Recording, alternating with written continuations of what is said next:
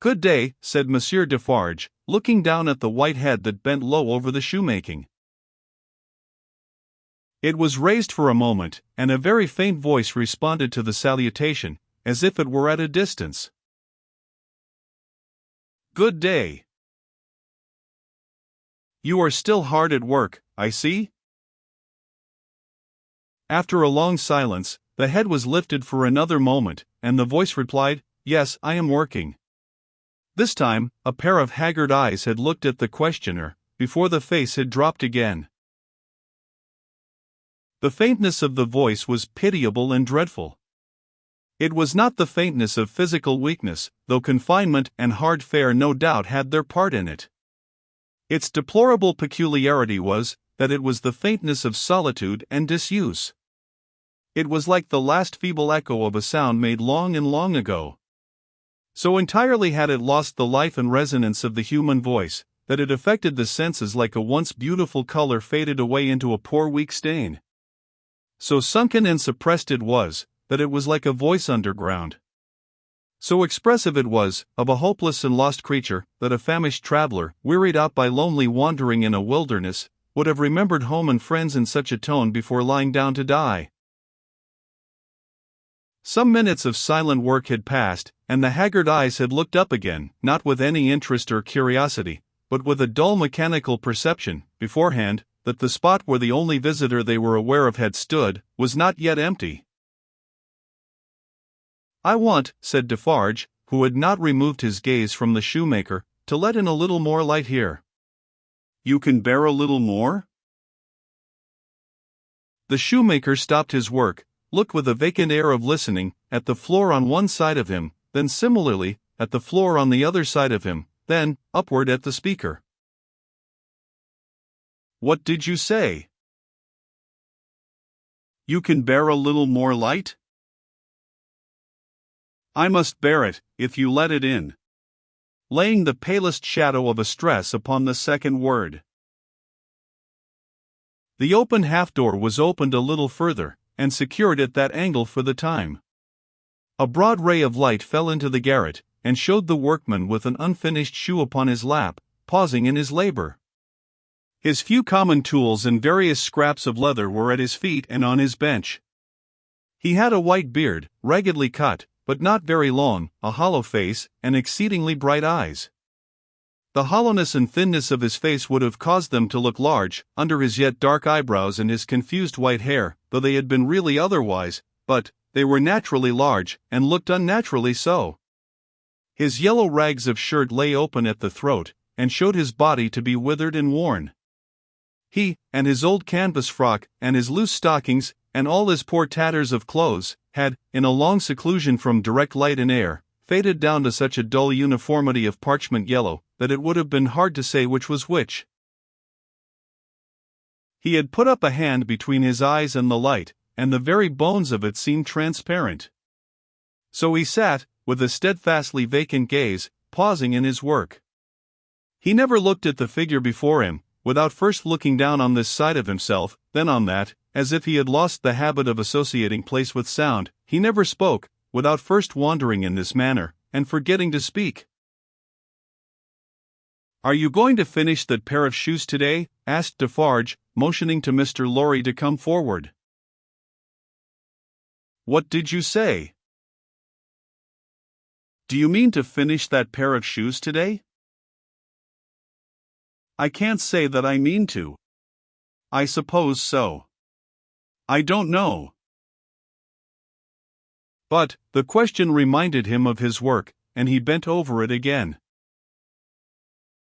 Mr. Lorry came silently forward, leaving the daughter by the door. When he had stood, for a minute or two, by the side of Defarge, the shoemaker looked up. He showed no surprise at seeing another figure, but the unsteady fingers of one of his hands strayed to his lips as he looked at it. His lips and his nails were of the same pale lead color, and then the hand dropped to his work, and he once more bent over the shoe. The look and the action had occupied but an instant. You have a visitor, you see, said Monsieur Defarge. What did you say? Here is a visitor. The shoemaker looked up as before, but without removing a hand from his work. "Come," said Defarge. "Here is Monsieur, who knows a well-made shoe when he sees one. Show him that shoe you are working at. Take it, Monsieur." Mr. Lorry took it in his hand. "Tell Monsieur what kind of shoe it is, and the maker's name." There was a longer pause than usual, before the shoemaker replied. "I forget what it was you asked me. What did you say?" "I said, couldn't you describe the kind of shoe, for Monsieur's information?" "It is a lady's shoe. It is a young lady's walking shoe. It is in the present mode. I never saw the mode. I have had a pattern in my hand." He glanced at the shoe with some little passing touch of pride. "And the maker's name," said Defarge. Now that he had no work to hold, he laid the knuckles of the right hand in the hollow of the left, and then the knuckles of the left hand in the hollow of the right, and then passed a hand across his bearded chin, and so on in regular changes, without a moment's intermission. The task of recalling him from the vagrancy into which he always sank when he had spoken, was like recalling some very weak person from a swoon, or endeavoring, in the hope of some disclosure, to stay the spirit of a fast-dying man. "Did you ask me for my name?" "Assuredly I did." 105, North Tower. "Is that all?" 105, North Tower. With a weary sound that was not a sigh nor a groan, he bent to work again, until the silence was again broken. "You are not a shoemaker by trade," said Mr. Lorry, looking steadfastly at him. His haggard eyes turned to Defarge as if he would have transferred the question to him, but as no help came from that quarter, they turned back on the questioner when they had sought the ground. "I am not a shoemaker by trade?" "No, I was not a shoemaker by trade. I learnt it here. I taught myself. I asked leave to." He lapsed away, even for minutes, wringing those measured changes on his hands the whole time. His eyes came slowly back, at last, to the face from which they had wandered. When they rested on it, he started, and resumed, in the manner of a sleeper that moment awake, reverting to a subject of last night. "I asked leave to teach myself, and I got it with much difficulty after a long while, and I have made shoes ever since." As he held out his hand for the shoe that had been taken from him, Mr. Lorry said, still looking steadfastly in his face, "Monsieur Manette, do you remember nothing of me?" The shoe dropped to the ground, and he sat looking fixedly at the questioner. "Monsieur Manette," Mr. Lorry laid his hand upon Defarge's arm, "do you remember nothing of this man? Look at him. Look at me. Is there no old banker, no old business, no old servant, no old time, rising in your mind, Monsieur Manette?" As the captive of many years sat looking fixedly, by turns, at Mr. Lorry and at Defarge, some long obliterated marks of an actively intent intelligence in the middle of the forehead gradually forced themselves through the black mist that had fallen on him. They were overclouded again, they were fainter, they were gone, but they had been there. And so exactly was the expression repeated on the fair young face of her who had crept along the wall to a point where she could see him, and where she now stood looking at him, with hands which at first had been only raised in frightened compassion, if not even to keep him off and shut out the sight of him, but which were now extending towards him, trembling with eagerness to lay the spectral face upon her warm young breast, and love it back to life and hope. So exactly was the expression, repeated, though in stronger characters, on her fair young face, that it looked as though it had passed like a moving light, from him to her. Darkness had fallen on him in its place. He looked at the two, less and less attentively, and his eyes in gloomy abstraction sought the ground and looked about him in the old way. Finally, with a deep long sigh, he took the shoe up and resumed his work. "Have you recognized him, monsieur?" asked Defarge in a whisper. "Yes, for a moment. At first I thought it quite hopeless, but I have unquestionably seen, for a single moment, the face that I once knew so well." "Hush! Let us draw further back." "Hush!" She had moved from the wall of the garret, very near to the bench on which he sat. There was something awful in his unconsciousness of the figure that could have put out its hand and touched him as he stooped over his labor. Not a word was spoken, not a sound was made. She stood, like a spirit, beside him, and he bent over his work. It happened, at length, that he had occasion to change the instrument in his hand, for his shoemaker's knife. It lay on that side of him which was not the side on which she stood. He had taken it up, and was stooping to work again, when his eyes caught the skirt of her dress. He raised them, and saw her face. The two spectators started forward, but she stayed them with a motion of her hand. She had no fear of his striking at her with the knife, though they had. He stared at her with a fearful look, and after a while his lips began to form some words, though no sound proceeded from them. By degrees, in the pauses of his quick and labored breathing, he was heard to say, "What is this?" With the tears streaming down her face, she put her two hands to her lips, and kissed them to him, then clasped them on her breast, as if she laid his ruined head there. "You are not the jailer's daughter?" She sighed no. "Who are you?" Not yet trusting the tones of her voice, she sat down on the bench beside him. He recoiled, but she laid her hand upon his arm. A strange thrill struck him when she did so, and visibly passed over his frame. He laid the knife down softly, as he sat staring at her. Her golden hair, which she wore in long curls, had been hurriedly pushed aside, and fell down over her neck. Advancing his hand by little and little, he took it up and looked at it. In the midst of the action he went astray, and, with another deep sigh, fell to work at his shoemaking. 0442M. Original. But not for long. Releasing his arm, she laid her hand upon his shoulder. After looking doubtfully at it, 2 or 3 times, as if to be sure that it was really there, he laid down his work, put his hand to his neck, and took off a blackened string with a scrap of folded rag attached to it.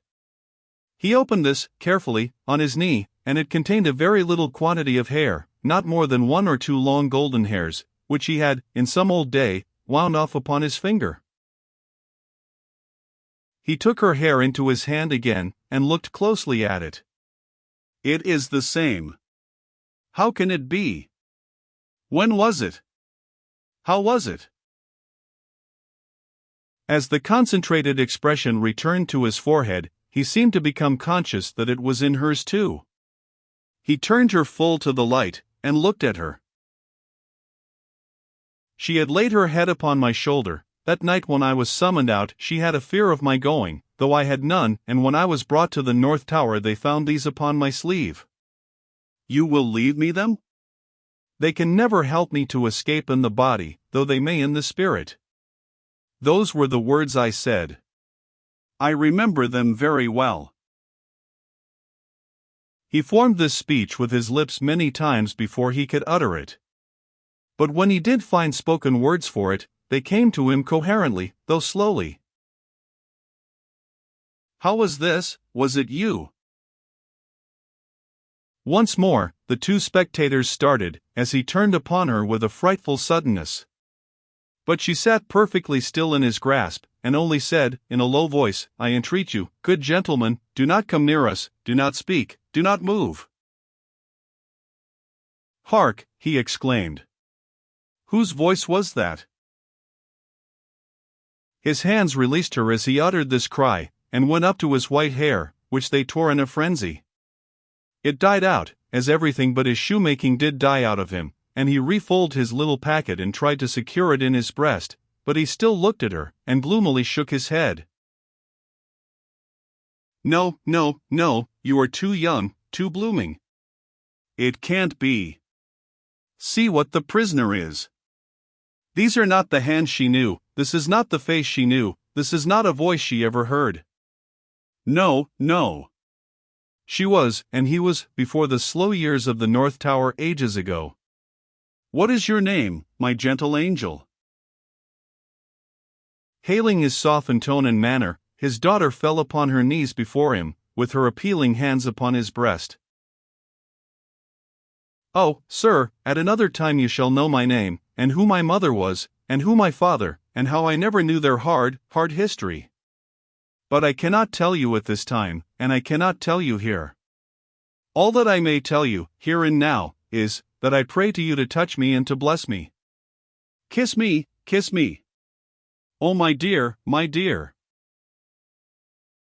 His cold white head mingled with her radiant hair, which warmed and lighted it as though it were the light of freedom shining on him. If you hear in my voice, I don't know that it is so, but I hope it is. If you hear in my voice any resemblance to a voice that once was sweet music in your ears, weep for it, weep for it. If you touch, in touching my hair, anything that recalls a beloved head that lay on your breast when you were young and free, weep for it, weep for it. If, when I hint to you of a home that is before us, where I will be true to you with all my duty and with all my faithful service, I bring back the remembrance of a home long desolate, while your poor heart pined away, weep for it, weep for it. She held him closer round the neck, and rocked him on her breast like a child. If, when I tell you, dearest dear, that your agony is over, and that I have come here to take you from it, and that we go to England to be at peace and at rest, I cause you to think of your useful life laid waste, and of our native France so wicked to you, weep for it, weep for it. And if, when I shall tell you of my name, and of my father who is living, and of my mother who is dead, you learn that I have to kneel to my honored father, and implore his pardon for having never for his sake striven all day and lain awake and wept all night, because the love of my poor mother hid his torture from me, weep for it, weep for it. Weep for her, then, and for me. Good gentleman, thank God. I feel his sacred tears upon my face, and his sobs strike against my heart. Oh, see. Thank God for us, thank God. He had sunk in her arms, and his face dropped on her breast, a sight so touching, yet so terrible in the tremendous wrong and suffering which had gone before it, that the two beholders covered their faces. When the quiet of the garret had been long undisturbed, and his heaving breast and shaken form had long yielded to the calm that must follow all storms, emblem to humanity, of the rest and silence into which the storm called life must hush at last, they came forward to raise the father and daughter from the ground. He had gradually dropped to the floor, and lay there in a lethargy, worn out. She had nestled down with him, that his head might lie upon her arm, and her hair drooping over him curtained him from the light. If, without disturbing him, she said, raising her hand to Mr. Lorry as he stooped over them, after repeated blowings of his nose, all could be arranged for our leaving Paris at once, so that, from the very door, he could be taken away. But, consider. Is he fit for the journey? Asked Mr. Lorry. More fit for that, I think, than to remain in this city, so dreadful to him. It is true, said Defarge, who was kneeling to look on and hear. More than that, Monsieur Manette is, for all reasons, best out of France. Say, shall I hire a carriage and post-horses? That's business, said Mr. Lorry, resuming on the shortest notice his methodical manners, and if business is to be done, I had better do it. Then be so kind, urged Miss Manette, as to leave us here. You see how composed he has become, and you cannot be afraid to leave him with me now. Why should you be? If you will lock the door to secure us from interruption, I do not doubt that you will find him, when you come back, as quiet as you leave him. In any case, I will take care of him until you return, and then we will remove him straight. Both Mr. Lorry and Defarge were rather disinclined to this course, and in favor of one of them remaining. But, as there were not only carriage and horses to be seen to, but traveling papers, and as time pressed, for the day was drawing to an end, it came at last to their hastily dividing the business that was necessary to be done, and hurrying away to do it. Then, as the darkness closed in, the daughter laid her head down on the hard ground close at the father's side, and watched him. The darkness deepened and deepened, and they both lay quiet, until a light gleamed through the chinks in the wall. Mr. Lorry and Monsieur Defarge had made all ready for the journey, and had brought with them, besides travelling cloaks and wrappers, bread and meat, wine, and hot coffee. Monsieur Defarge put this provender, and the lamp he carried, on the shoemaker's bench. There was nothing else in the garret but a pallet bed, and he and Mr. Lorry roused the captive, and assisted him to his feet. No human intelligence could have read the mysteries of his mind, in the scared blank wonder of his face. Whether he knew what had happened, whether he recollected what they had said to him, whether he knew that he was free, were questions which no sagacity could have solved. They tried speaking to him, but he was so confused, and so very slow to answer, that they took fright at his bewilderment, and agreed for the time to tamper with him no more. He had a wild, lost manner of occasionally clasping his head in his hands, that had not been seen in him before, yet he had some pleasure in the mere sound of his daughter's voice, and invariably turned to it when she spoke. In the submissive way of one long accustomed to obey under coercion, he ate and drank what they gave him to eat and drink, and put on the cloak and other wrappings that they gave him to wear. He readily responded to his daughter's drawing her arm through his, and took and kept her hand in both his own. They began to descend, Monsieur Defarge going first with the lamp, Mr. Lorry closing the little procession. They had not traversed many steps of the long main staircase when he stopped, and stared at the roof and round at the walls. "You remember the place, my father? You remember coming up here? What did you say?" But, before she could repeat the question, he murmured an answer as if she had repeated it. "Remember? No, I don't remember. It was so very long ago." That he had no recollection whatever of his having been brought from his prison to that house, was apparent to them. They heard him mutter, 105, North Tower, and when he looked about him, it evidently was for the strong fortress walls which had long encompassed him. On their reaching the courtyard he instinctively altered his tread, as being in expectation of a drawbridge, and when there was no drawbridge, and he saw the carriage waiting in the open street, he dropped his daughter's hand and clasped his head again. No crowd was about the door, no people were discernible at any of the many windows, not even a chance passer-by was in the street. An unnatural silence and desertion reigned there. Only one soul was to be seen, and that was Madame Defarge, who leaned against the doorpost, knitting, and saw nothing. The prisoner had got into a coach, and his daughter had followed him, when Mr. Lorry's feet were arrested on the step by his asking, miserably, for his shoemaking tools and the unfinished shoes. Madame Defarge immediately called to her husband that she would get them, and went, knitting, out of the lamplight, through the courtyard. She quickly brought them down and handed them in, and immediately afterwards leaned against the doorpost, knitting, and saw nothing. Defarge got upon the box, and gave the word to the barrier. The postilion cracked his whip, and they clattered away under the feeble overswinging lamps. Under the overswinging lamps, swinging ever brighter in the better streets, and ever dimmer in the worse, and by lighted shops, gay crowds, illuminated coffee-houses, and theatre doors, to one of the city gates. Soldiers with lanterns, at the guard-house there. "Your papers, travellers." "See here then, monsieur the officer," said Defarge, getting down, and taking him gravely apart, "these are the papers of monsieur inside, with the white head. They were consigned to me, with him." At that, he dropped his voice. There was a flutter among the military lanterns, and one of them being handed into the coach by an arm in uniform, the eyes connected with the arm looked, not an every day or an every night look, at monsieur with the white head. "It is well. Forward, from the uniform. Adieu, from Defarge." And so, under a short grove of feebler and feebler overswinging lamps, out under the great grove of stars. Beneath that arch of unmoved and eternal lights, some, so remote from this little earth that the learned tell us it is doubtful whether their rays have even yet discovered it, as a point in space where anything is suffered or done, the shadows of the night were broad and black. All through the cold and restless interval, until dawn, they once more whispered in the ears of Mr. Jarvis Lorry, sitting opposite the buried man who had been dug out, and wondering what subtle powers were forever lost to him, and what were capable of restoration, the old inquiry.